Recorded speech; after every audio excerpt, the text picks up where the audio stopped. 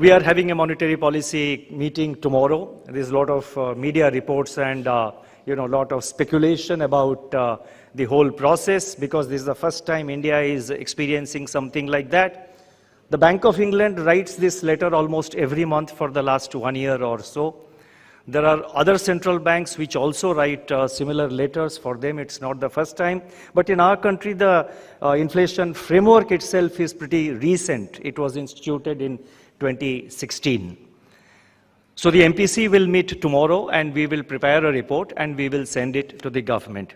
There is also some amount of speculation about what the Reserve Bank will write, and some people have gone on to conclude, based on what I replied in a post-monetary policy press conference.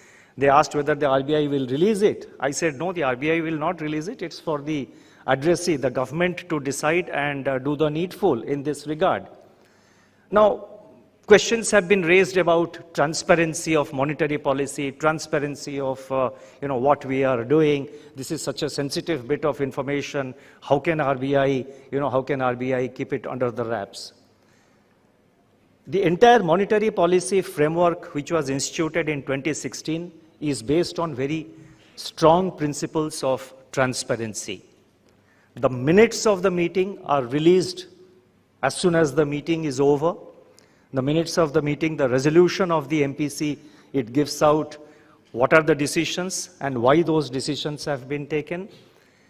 After 2 weeks, the minutes of the individual members are also released, so that everyone knows who said what and how it facilitated a decision making. So the expectation is that since we release the monetary policy resolution on the day of the MPC, why don't we release the letter itself also on the day of the MPC?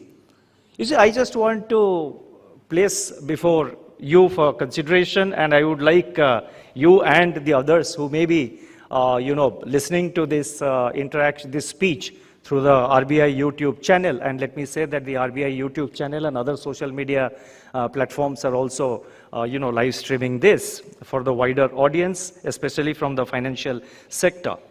You see, the MPC resolution is meant for the entire economy.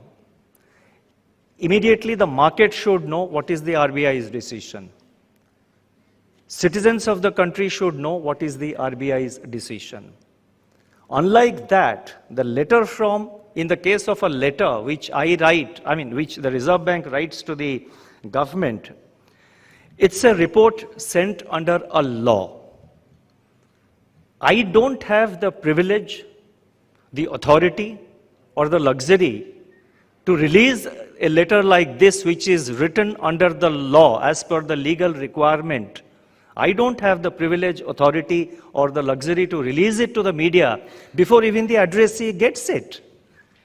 There's so much of communication which goes on between the Reserve Bank and the government, both ways.